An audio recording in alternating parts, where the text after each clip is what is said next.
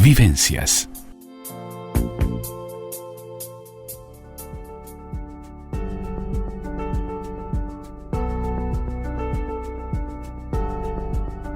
Vida Sana, la columna del doctor Ricardo Velasco en Vivencias.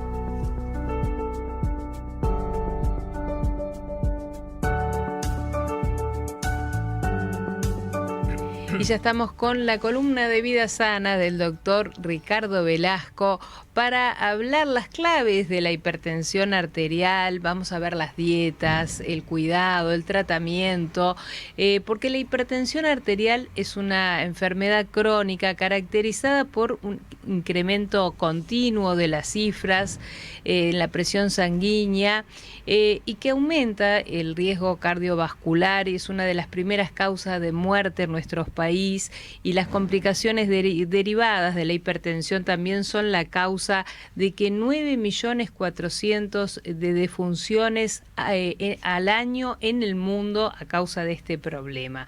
Es una enfermedad que es asintomática y fácil de detectar, sin embargo, puede tener complicaciones graves, letales, si no se trata a tiempo, y por eso tenemos hoy esta charla. Muy buenas tardes, Ricardo, muy Hola, bienvenido. Buenas tardes, sí. Realmente la hipertensión, ahora que estamos volviendo a la normalidad, y esta semana justo tuve una charla con un cardiólogo y justamente me estaba diciendo que por suerte la gente está volviendo a las consultas. Es más, están hasta atorados porque están volviendo a las consultas. Porque cuando hablamos de hipertensión, ¿de a qué hablamos, verdad? A ver, ¿cuándo se considera que una persona primero, es hipertensa? La definición de hipertensión es aumento de la presión arterial. Es decir, ¿cuál es la presión normal? Bueno, en general, para una persona de edad media, 130-80, o sea, 130 de... ¿Qué estás diciendo? 40, 45 años, un adulto ya, sí, 130-80. Sí. Eso puede bajar un poco en un menor, o sea, en la medida que tenemos menos edad, en un niño anda en 120, y en un adulto mayor, en la tercera edad, se puede hablar de 14,9.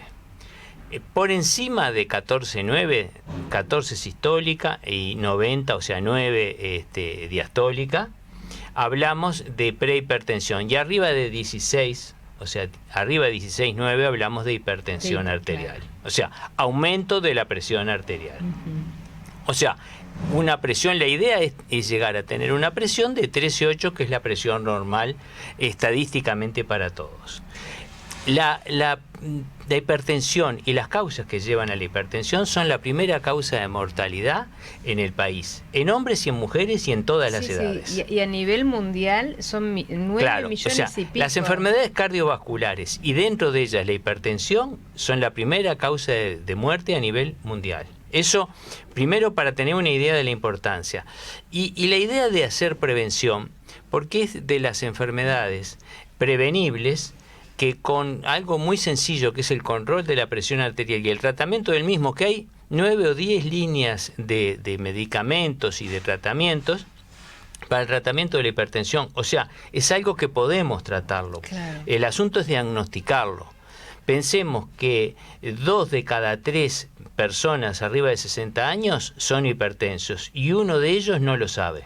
A ver, esto que estás diciendo quiere decir que a partir de determinada edad podemos tener más riesgo de el riesgo de la hipertensión. Aumenta, a partir de los 60 años aumenta. Aumenta el riesgo de la hipertensión. ¿A qué se debe eso que aumenta? Bueno, se supone que es el riñón, se supone... físico. Las causas nosotros le decimos idiopático. Idiopático suena lindo, ¿verdad? Pero en suena realidad... lindo y no entiendo qué es. A ver, contanos. Bueno, significa que no tenemos un origen claro. Fantástico. Entonces le hemos puesto idiopático y la gente decimos, mire, usted tiene una hipertensión, una causa idiopática.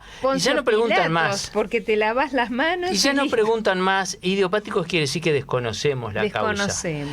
Por supuesto, se deben estudiar siempre. Y bueno, estudiar y tratarlas. Sí. Siempre se dicen, la gente joven se estudia primero y se trata después. En las personas adultas, como el 90% son idiopáticas, o sea, no sabemos nunca cuál es la causa, se trata y además después se va estudiando. Obviamente las causas renales, las causas renales son múltiples, ¿verdad? Por falla de riñón, por falla de filtrado, Porque la presión, ¿qué es? Eso es en un sistema hidráulico el aumento de la cantidad de líquido que tiene, o bien un tema de las arterias, claro, que disminuyen de calibre y aumenta la presión del fluido. Uh-huh. Un poco es eso lo que se está buscando, ¿verdad? De alguna manera, esto tiene que ver con algo que hablamos en tus columnas, de distintas patologías, ¿no? Tenemos las grandes causas de los infartos de miocardio y de infarto cerebral pueden tener que ver con Siempre, la presión. claro. También la obesidad, el colesterol alto, el azúcar en sangre, si fumamos o no fumamos, la dieta que hacemos, si hacemos ejercicio, todas estas cosas de alguna manera inciden en nuestra presión. A ver. Claro, esas son causas, digamos, que aumentan el riesgo de cardiovascular. Ajá. Y el riesgo, la hipertensión es otra de esas. Pero a su vez, en la obesidad interviene la hipertensión. Claro, está todo como vinculado. Por Estamos, eso te claro, dije porque todo. el organismo es uno solo, está vinculado. Las arterias las atacamos cuando hacemos trabajar el sistema a mayor presión del cual está diseñado, digamos. Uh-huh. También la atacamos cuando las pequeñas arterioles que alimentan los capilares, digamos, de esas arterias, se ven obstruidos y se ve con un déficit de alimentación, en el caso del diabético. También lo atacamos cuando en el riñón no depura lo suficiente y aumenta la cantidad de líquido que hay circulando. Por lo tanto, aumenta la presión que trabaja el sistema. También la atacamos cuando el corazón no empieza a funcionar bien. Claro. Cuando hay un colesterol que empieza a obstruir el diámetro de las arterias y las pone más duras. Por lo tanto, aumenta la presión también. O sea, todo está interconectado. Todas las distintas patologías Exacto. podrían estar ayudando para que la presión aumente o se Claro. desestabilice. Además de eso tenemos los temas hormonales. Ah, sí. No nos olvidemos que en el caso de la mujer en la menopausia, en la etapa progestacional, o sea, desaparecen los estrógenos y aumenta el riesgo cardiovascular, sobre todo el riesgo vascular. Porque el estrógeno protege enormemente, porque se protege en la naturaleza la capacidad reproductiva. Cuando esta capacidad se empieza a retirar, justamente la protección ya no es necesaria y la naturaleza continúa sabia. con su trabajo. Claro, pero bueno, Claro. de alguna manera hay que tener cuidado. hay que tener el conocimiento hay que y cuidarse tener... y controlarse. Porque decimos que también la presión o la presión arterial, la hipertensión, es una enfermedad silenciosa. ¿Por qué? ¿A qué nos referimos con que es silenciosa? Claro, porque podemos pasar mucho tiempo. Si nosotros no vamos a un control médico, si no tenemos que hacernos un carnet de salud, Sí. si no nos controlamos la tenemos presión, síntomas. claro, no nos controlamos la presión y uno le pregunta a una persona, ¿usted es hipertenso? No, yo estoy bien. ¿Usted se controla la presión? No, ¿para qué? Ujú. Si yo estoy bien, yo Capaz me que- siento bien. Pero capaz que ya se siente mal y no sé, viste que también el sentirnos bien o mal es como que nos vamos acostumbrando. De pronto No, pero sabés que la hipertensión es una enfermedad silente, silenciosa. silenciosa, O sea, no da síntomas. la sintomatología, la gente me dice, me duele la cabeza y puedo tener la presión. Y el no hay- zumbido de oídos también es O el otra- zumbido de oído, o me sangra la nariz, o por suerte tenía un pico hipertensivo, me sangró la nariz y me salvé. Y uno lo queda mirando, ¿verdad? Porque no digo que es un disparate, pero no es nada acertado eso. A ver. O sea, la enfermedad esta es totalmente silente, puede pasar en etapa muy silenciosa y podemos tener hipertensión, la tensión normal o hipotensión y los síntomas ser lo mismo. El zumbido de los oídos, la cefalea, el sangrado de la nariz, o no tener síntomas. O tener otros síntomas, ¿verdad? O sea, no hay un A síntoma ver, específico más que el control de la presión. Ahí está, porque también el tema de las cefaleas, que lo hemos tratado en otras columnas tuyas, es muy común que la gente al estar estresada sufra de cefaleas por el estrés, por problemas de la columna. No necesariamente la cefalea tiene que ser sinónimo de hipertensión. No, pero lo que pasa es que si yo tengo una discusión, vamos A a ver. entender, yo estoy aquí, tengo una discusión contigo, Sí, ¿verdad? a ver. Y me toman la presión en ese momento, esa es una presión reactiva, Ujú. porque se dispara las catecolaminas, la adrenalina, hace que se contraigan mis arterias, es una situación estresante, Sí. y por lo tanto voy a tener la presión elevada. ¿Por qué? Porque en la naturaleza es prepararse para el ataque o para la huida. O sea, la naturaleza se prepara para la defensa, digamos, O para sea la que supervivencia. es una reacción. Es una reacción. Yo, si tengo después, permanezco con un dolor de cabeza o me siento mal y tengo una presión elevada, bueno, primero, tengo que tratar de calmarme, tengo que tratar de calmar el dolor de cabeza y después controlo la presión. Ajá. Primero calmo. Pero, claro, o sea, si tengo un dolor de cabeza, yo lo que debo es tomar un analgésico. Después que me calme el analgésico, después que esté más calmado, ahí voy a tener un valor de la presión real. Yo me la puedo tomar, pero no tomar que soy hipertenso porque tengo dolor de cabeza, porque me siento mal, y entonces voy a tener la presión elevada como reacción. O porque por esa reacción o eventual episodio te subió la presión, eso no quiere decir que seas hipertenso. Era una reacción normal del organismo. Exactamente. Con la vida estresada que vivimos, el estrés en la naturaleza es una... Digamos, en la naturaleza no hay nada de más. Eso está preparado para la supervivencia, para la defensa o para la huida de la persona. Lo importante es sobrevivir, que es lo que nos importa en la especie, ¿verdad? Sí. Entonces, la disparada de catecolaminas nos va a aumentar la presión. Ahora, si yo vivo estresado crónicamente, por razones laborales, por razones sociales, por razones personales, yo no es que me vuelva hipertenso crónicamente, simplemente es un factor que me lleva a que tenga la presión más elevada. Eso se puede cronificar. Probablemente el estrés crónico me lleve a que mis suprarrenales se alteren, en fin, todo el ciclo ese, y entonces yo ahí sea un hipertenso y tenga un tratamiento específico que hacer para normalizar mi presión. Lo que es claro, que una vez que tengo la presión elevada, ya tengo que tratar de bajarla.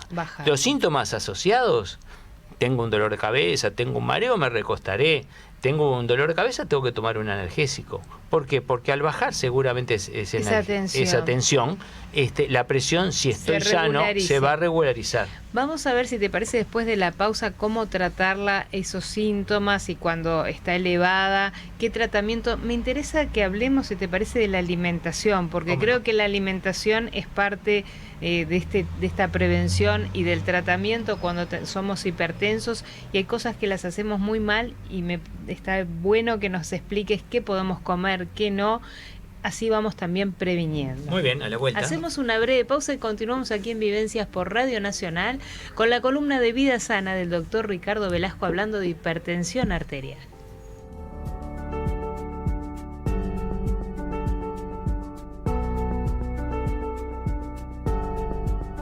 Vida Sana, la columna del doctor Ricardo Velasco en Vivencias. Y continuamos aquí en Vivencias por Radio Nacional hablando de hipertensión con el doctor Ricardo Velasco. Tenemos varios mensajes que nos gustaría ir compartiendo en la medida que podamos ir contestando uno a uno. Acá hay un mensaje de un oyente que dice: buenas tardes, ¿qué pasa con las personas que tenemos menos de 12,6 de presión? Ya le contestamos. Bueno, una persona que tiene tendencia a la hipotensión habla muy bien de su salud cardiovascular. O sea, no tiene un problema de hipertensión, obviamente. Ha sido, en realidad, no digo que es una bendición, la naturaleza lo ha beneficiado. Lo ha ayudado. ¿Verdad? Bueno. Y entonces, bueno... no tiene que preocuparse. Nada. De cualquier manera, los estudios anuales y el control de la presión cada 6 meses, el controlar la presión no significa nada más que eso. Si seguimos siendo hipotensos, o bien pasamos a tener presión normal o pasarnos a hipertensos. Claro, hay que seguirla controlando por las dudas. Acá hay otro mensaje de Raquel que dice: ¿cuándo es necesario dejar de consumir sal totalmente? Nos dice Raquel. Bueno, acá estamos en la dieta, lo que queríamos hablar un poquito. Está. El problema es que la sal, ¿hay necesidad de consumirla? La sal en una época era imprescindible en nuestra dieta para forma de conservar los alimentos. Hoy no deja de ser más que un condimento. Claro. Por lo tanto, la sal no es necesario para ningún momento en la dieta. Si hay que consumirla, si nos parece que somos tan dependientes, no más allá de 10 o 12 gramos al día en todas las comidas. O sea, el total del consumo diario no puede pasar de 12 gramos. Eso viene a ser una cucharadita de café rasante. Eso en todo el día. En todas las comidas, en total del día, una cucharadita de café rasante, eso serían 12 gramos de sal para todas las comidas de todo el día. Y a todo esto mejor no consumir. Mejor no, pero a ver, te voy a poner, porque acá hay alimentos que vamos a ver que tienen que ver con la comida procesada, los enlatados, los fiambres, los quesos, la sal, como es la salsa de soja, los cubitos de los caldos, ¿viste? Cosas que tienen mucha sal, te estoy diciendo. A ver, ¿qué pasa con eso? Vamos a entendernos. Lo que nosotros de la sal, lo que nos importa es el sodio. ¿El sodio por qué? Porque el sodio entra a la célula y el mismo se acompaña de líquido, por un tema osmótico. O sea, al comer el cloruro de sodio, que es la sal, ingerimos sodio y por lo tanto por eso nos aumenta la presión, porque aumenta la cantidad de líquido que retenemos. Es decir, no debemos consumir sal, pero ojo con los alimentos salados. Claro, porque vos la gente sabe, la cucharadita de sal, pero eso le tenemos que agregar todo eso que te digo que pero además come. hay alimentos, las decías tú también. Hay alimentos que tienen contenido en sodio, altísimo contenido en sodio. Hoy por hoy se está identificando en las etiquetas. Entonces, los que tienen altísimo contenido en sodio tampoco debemos consumirlo. En el caso tú dijiste, los caldos concentrados esos están contraindicados totalmente por la cantidad de sodio que tienen, es enorme. Los fiambres. Hay algún fiambre que todavía se prepara, que vienen los artesanales, sobre todo sin sal, pero específicamente buscan la fiambrería sin sal. Ahí los quesos magros sin sal, claro. Porque magro quiere decir que tiene menos cantidad de grasa, pero lo que debemos buscar nosotros es la sal, claro. O sea, el sin sal. Y el queso, el parmesano, el queso rallado, que ponemos a la pasta, que le ponemos que le ponemos todo para cocinar. Ese siempre es la trampa que me hacen todos. A ver. Todos me dicen, sí, yo en la sopa, mire, sin sal, yo la sopa no la banco sin sal. Por suerte encontré una fórmula y le pongo bastante queso rallado. Y entonces uno tiene que explicarle que se está haciendo trampa en el solitario. Claro. Porque el queso, el parmesano, tiene el triple de sal de un queso normal. O sea, no estoy poniéndole sal directamente, pero lo estoy poniendo más del doble de sal que necesito por mediante el queso parmesano. O sea, ese queso está contraindicado. O sea, contestándole a Raquel, lo bueno sería comer con la menor cantidad de sal posible. O sin sal. Pero vamos a entendernos. Miren que es... Para la gente, se lo digo como consejo práctico, es más fácil comer sin sal que comer con poca sal. Algún alimento que pudiera requerir, después de haberlo cocinado, hay una serie de sales sin sodio que nunca va a ser el mismo gusto, pero es muy parecido. El secreto está en agregarlo del alimento después que está hecho. Después que está hecho, se le agrega. Pero miren que se puede perfectamente vivir sin, y además disfrutar de los sabores, porque no deja de ser un condimento y muchas veces hace que otros sabores se vean opacados. Claro, y podés agregar otro tipo de alimentos. Vamos a seguir, ¿te parece, contestando algún mensaje más? Acá Jorge nos dice, quisiera saber si las enfermedades neurodegenerativas se asocian a la presión alta. No y sí, ¿verdad? En el organismo todo se asocia con algo. Ahora, la presión que tengan enfermedad neurodegenerativa, digamos, la como hipertensión hacen que las... ¿Qué pasa? Claro, lo que pasa es que la hipertensión va deteriorando todo el árbol arterial. Entonces, una enfermedad... O sea, nosotros tenemos dos edades, la edad cronológica, que es la cédula, y la edad de nuestras arterias. Si nuestras arterias, por la hipertensión crónica, están envejecidas, endurecidas, nosotros vamos a envejecer más rápido, porque necesitamos la nutrición que nos llevan las arterias.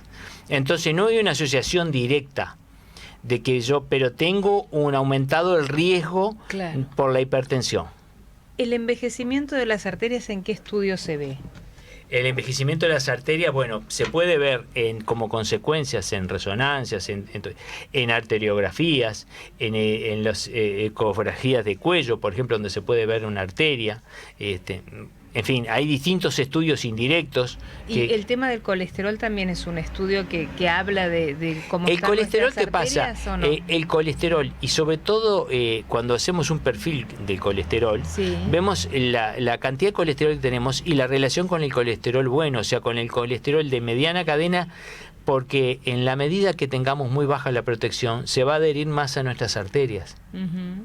Por eso nosotros decimos que coman omega 3, pescados y todo ese tipo de cosas, porque aumenta el colesterol bueno, baja el colesterol máximo y entonces nos protege, es un protector arterial, ¿verdad? Está entonces, muy bueno. Esa es un poco la idea.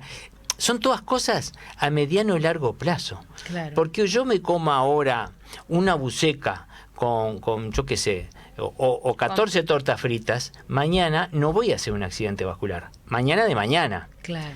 Pero si esa es mi dieta, yo en 5 años que pasen voy a haber envejecido 20 años desde el punto de vista arterial. Sí, sí. Entonces empiezo a cortar la expectativa de calidad y de vida, de verdad. Seguimos contestando, ¿te parece? Mensajes, Ricardo. Ramón nos dice, ¿cómo influye el estrés en la presión? Dice, porque yo hace mucho que no me controlo. ¿Es bueno comprarse un aparatito y controlarse después de determinada edad? Nos dice Ramón. Sí, en realidad los aparatos se han puesto... Es decir, yo no puedo estar en la situación económica de todo el mundo, pero no son de ninguna manera inaccesibles, son digitales, son bien sencillos de usar, es decir, no necesitamos más que, inclusive seguir solo las indicaciones, nos indica cómo ponerlo en el brazo, apretar un botón y él nos va a cantar. Siempre conviene tomarnos 2 veces la presión, sentados, en paz, en tranquilidad. ¿A la misma hora? En la misma hora para compararlos. Ah, está. Es decir, si yo me tomo siempre el atardecer, no comparen el atardecer con cuando amanezco o cuando estoy en plena actividad. En plena actividad voy a tener más presión y cuando esté en reposo. Claro, por eso lo ideal respetar. es que yo esté sentado, tranquilo, digamos, una media hora, unos 20 minutos me siento tranquilo y ahí después me controlo la presión. Puede ser a la tarde, siempre me tomo de tarde, puede ser en la mañana, y con que una vez, si teniendo un aparato una vez a la semana nos controlemos la presión, siendo de la misma normal, ya estamos. Perfecto. José nos dice, buenas tardes, quisiera saber si se heredan los problemas de presión. Mi papá fue hipertenso, por ahora no tengo presión, tengo 45 años. ¿A partir de qué edad podría, si es que lo heredo, aparecer la sintomatología? Bueno, la hipertensión no digo que sea hereditario, sí en los antecedentes se valora enormemente los antecedentes familiares de hipertensos.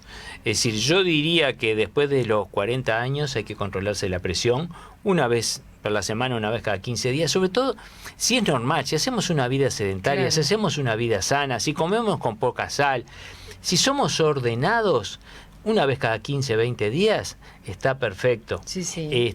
Y siempre en lo posible con el mismo aparato y vean que las condiciones sean así. Claro. Es decir, no busquemos tomarnos en la feria de parados y apurados, porque el valor que nos va a dar y en el escándalo que hay y todo eso, nos va a dar un valor que no va a ser muy real.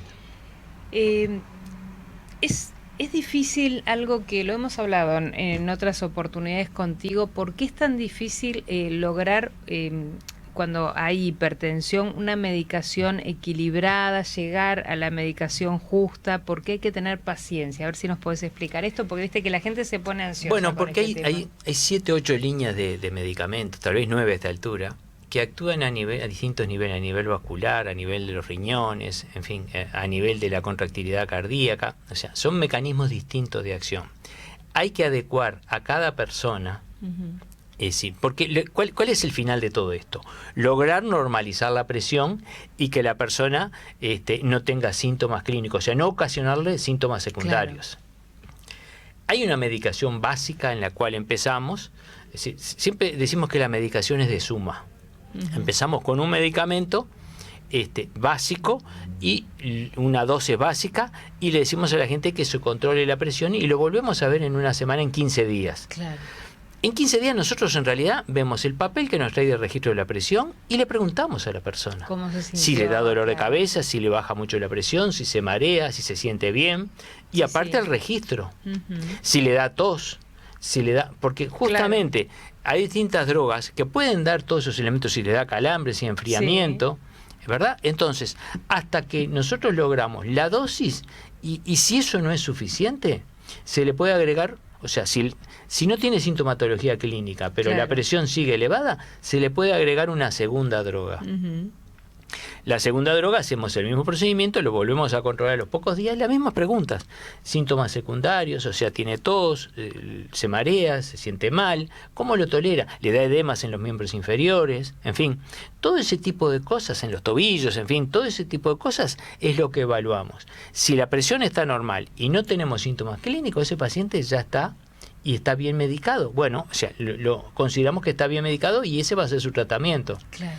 Obviamente en el chequeo anual a los 6 meses valoraremos la función renal, valoraremos el punto de vista cardiovascular y valoraremos el colesterol. Si está todo normal, ese va a ser su tratamiento, y de ahí, en la medida que la presión siga siendo normal, porque la idea es eso, mantener la presión normal. Por ahí es solo variable, a veces hay que agregarle solo un sedante, bajar un poco la ansiedad, o decirle a la gente, mire, usted necesita descansar, necesita hacer una vida. Es decir, nadie puede estar sano durmiendo 5 horas y corriendo todo el día. En el programa pasado tuyo estuvimos hablando del tema de los potenciadores sexuales. Ahora, hay una pregunta que es recurrente y es que muchos, en caso de muchos señores, con el tema de la presión, empiezan a tener, con los remedios que les mandan, impotencia sexual. ¿Qué pasa? ¿Cómo se puede tratar esto? Bueno, justamente, una de las elementos secundarios que podemos preguntar, sobre todo algún beta bloqueante que puede darle un trastorno en la erección. Eso también se pregunta, porque no a todos les pasa, sí a muchas personas. Claro. Pero primero, en el hombre tratamos de no empezar con los beta bloqueantes para evitar que le ocasione ese tipo de cosas. ¿Por qué?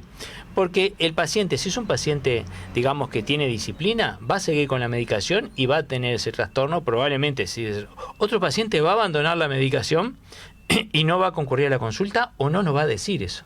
Claro. Nos va a decir que está tomando la medicación y no la está tomando. Y nos vamos a dar cuenta, claro, por los valores de la presión.